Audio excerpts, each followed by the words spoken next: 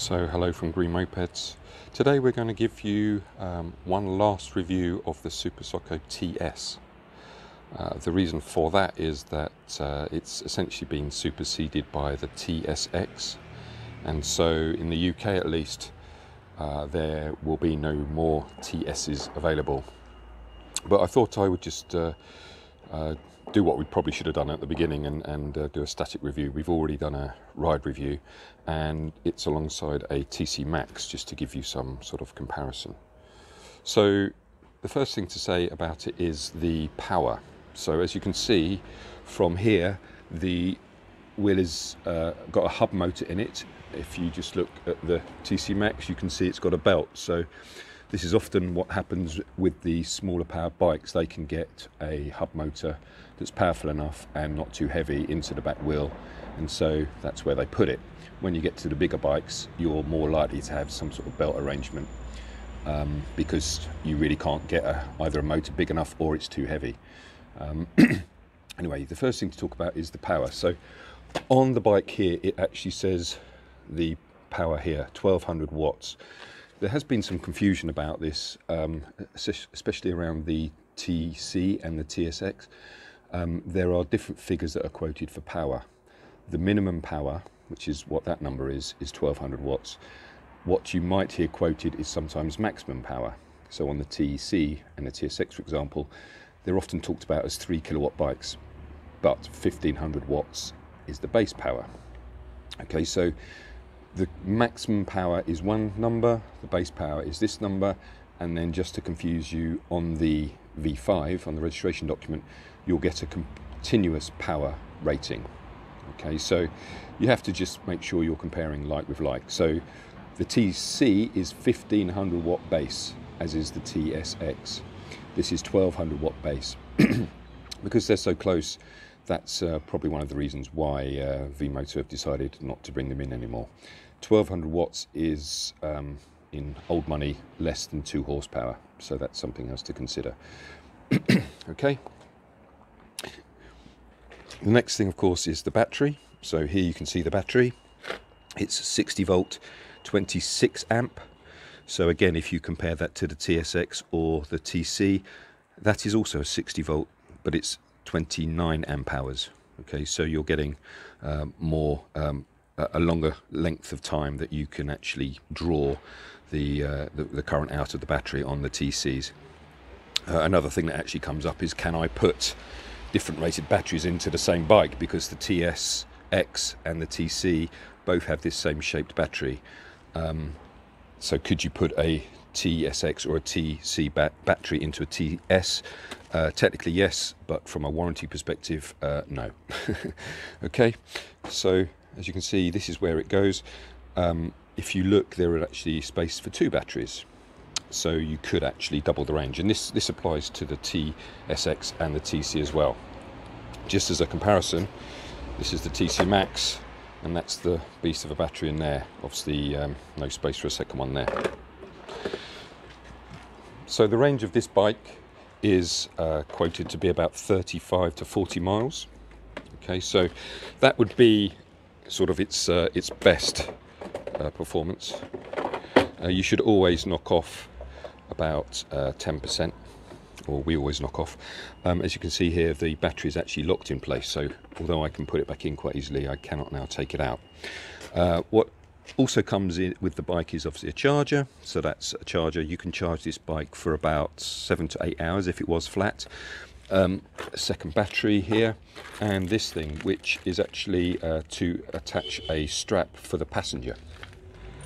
So that would go into this here and on the other side, and then you'd have a strap that a passenger could hold on to if they wanted to.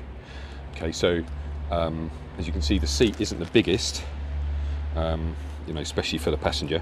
This one's already been set up with the rear rack because there's going to be a top box, so this is a specific rack that's made for Super Soco TSs. It's not transportable onto a TC or a TSX. It's specifically made for it as an extra. So this package here allows you to create a holding loop for a passenger. So all of that would essentially go into the battery compartment, and here you go. that's a tray there. You could get a lock in it. You should be able to get the charger in it as well out of its box, so you can take the charger with you.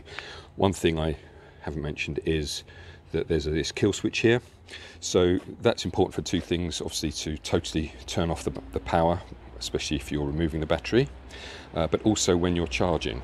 So when you're charging these bikes, so the TSX and the TC, and in fact the TC Max as well, you see this charging point down here. So you can just plug the charger into this, keep the lid shut, and away you go. If you do that, you have to make sure that this kill switch is off, else it doesn't work. The charging doesn't work. You'll see a flashing light on your charger, and it's merely because that kill switch hasn't been set. Okay. So once you've done that, you have this key fob, and the key fob, you don't need it other than to deselect or immobilize the bike. Okay, so here's the dash. It's raining here at the moment, so a bit hard to see. You might see this dashboard again. So this dashboard looks to be like the same dashboard that they're using for the CPX that's coming out in a couple of months' time. Okay, so they put it to good use, let's say, as are the mirrors. If you look at the mirrors, you see that they are angularly shaped. If you look at the TC and the TC Max mirrors, they're round. Okay, but it looks like the CPX is going to have these sorts of mirrors. Okay, it's just by the by. Here you have, these are your brake chambers for brake fluid. When it comes to maintenance, they're very low maintenance bikes. In fact, this is probably the messiest part of maintaining these bikes. Keep an eye on that minimum maximum level there, and if it goes to minimum, you could pop to Halfords or someone like that, buy the appropriate fluid and top it up yourself. You don't necessarily need to do that for take it to a garage for that. Okay. From the front of the bike, here you can see essentially the two main design choices that they've had on all of their motorbike range. The TS and TSX has this sort of light, and the TC and the TC Max have this sort of light. Okay, just as an aside, these are standard on the TC and the TC Max. These are standard on the TS and the TSX. So there's a lot of reusable parts between these bikes. Okay. Down here on the front, we've got ventilated discs, which interestingly enough, the TC does not have.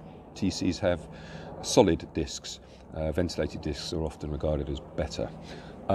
This bike also obviously has brakes, but because it's a 28 mile an hour moped, it doesn't have CBS, combined braking.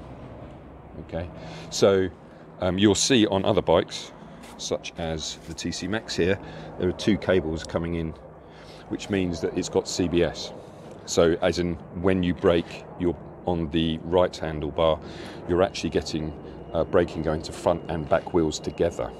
Okay, so that's an alternative to ABS on cars, and a lot more of the powerful motorbikes have ABS as well, but on these sort of lower end of the spectrum bikes, they have CBS or just front and back braking. Okay. On the dashboard itself, you can see that we're currently in mode 1 and 100% charged. There is an app which is just about to be updated for Android. It's already out for Apple, I believe, and what that gives you is the ability to track the bike, which is, you know, obviously if someone rides off with it, a very useful thing, or also to check the bike, so a remote diagnostic tool. Okay, so that would show that it's connected. Okay, here you have things like temperature and trip, etc., and essentially the way it works is that you can change the modes through this little button here. See, as I go up and down, and there's no concern about when you do this, other than if you are riding it with your throttle fully back, okay, so full speed in one mode, and you want to change up to another mode, obviously it's going to try and get to full speed in that mode as quickly as possible as well. So you might, if you are not careful, especially on hub motorbikes, you might want to just ease off a little bit as you change up and then go on the throttle again. It's up to you obviously, but that's what I typically do, so you don't get a sort of jolt as you change up from one mode to another. Okay, so the rest of the dashboard is pretty standard. This is the button that activates the throttle. Okay, so at the moment here it says parked mode. That little green light says parked. The reason for that is twofold. One is that this button is out, and two is that the side stand is down. So the side stand has a switch that deactivates the throttle. Okay, so if the side stand's down, then this button has no effect. Okay, it's not changing from parked to ready. Okay, if you had the side stand up and you did that, then it would go into ready mode and the throttle would be active. Okay, at the moment, as you can see, it's dead. These bikes do not make any noise, so one thing you need to be aware of, so this is applicable to all hub bikes, because they don't make any noise, you have to remember that the throttle is sometimes active when, for example, you've arrived somewhere, or especially if you're reversing. You know, I have seen it where people have actually forgotten about that and, you know, leant back, twisted the throttle for whatever reason, and the bike is away from you. So you do need to be careful about that. Okay. Other things on the bike, I mean, there's not much to it. Obviously there's rear pegs here for the rear passenger. These footrests are adjustable to some extent. You can actually undo these two bolts and you can adjust the footrest a little bit forward. It's not a huge amount of adjustment, but there is some there in case you're, you know, taller or what have you. Okay. So in terms of speed, as I said, this comes out of the box as a moped. So it's in electric terms, it's called L1E, not a 50cc. Obviously, there's no cc's in electric bikes. So it's an L1E. So that means you can ride it on a pre-2001 license, car license in the UK, or a AM license, or CBT and CBT. Okay, so if you've got any of that, then you can ride this bike straight away. It is also possible to de-restrict this bike just like any other Super Soco other than the TC Max. If you de-restrict it, it will go up to probably high 30s, but not a lot more than that. Okay, but that is something you might consider. If you do that, then you need to tell your insurer, because you're essentially changing it from a 50cc equivalent, or L1E, to a 125cc equivalent, which is called L3E. Okay. It's a very simple process. You'll find it on our YouTube channel, how to do that, but it will give you maybe 6 or 7 miles an hour more, which could make the difference, especially if you're going into 40-mile-an-hour limits. Okay. So as you can see, Super Soco certainly did well on their design. There isn't really another bike that's like this in the UK market of this spec. There are some others coming. In other countries there are others. There is a brand out of Spain that has actually based their bike on this, but called it a different brand altogether, but it is the same bike. You can probably search that one out yourself. So I think that's pretty much everything. The bike weighs about 80 kilos with the battery. The battery weighs about 8 or 9 kilos itself. You know, it's not much shorter in length than a TC Max, as you can see. The tyres are a little bit thinner than a TC Max. And the TSX, in fact, the TSX has bigger tyres now, wider tyres at least. Okay. But it was the first bike we ever got from V-Moto, because it was the only bike that they did at the time, and it's steadily been, I guess, superseded in some respects by bigger bikes. So I'm not too surprised that they're not selling it anymore in the UK. But I hope you find that useful. Just to finally say that the colours that are available in other countries and might still be left in the UK are red, orange, which is quite a striking orange. It's almost the colour of that cable. Obviously white here, black, and a silver. So those are the choices. The price of this bike in the UK after the grants, because this is a grant applicable bike, is £2,372. Because it's on the grant, you get a 3-year warranty on the battery and a 2-year warranty on the bike. So any bike that is on the UK government OLEV grant does get that. Okay, so I hope you found that useful, and any questions, please feel free to get in touch. Thanks very much.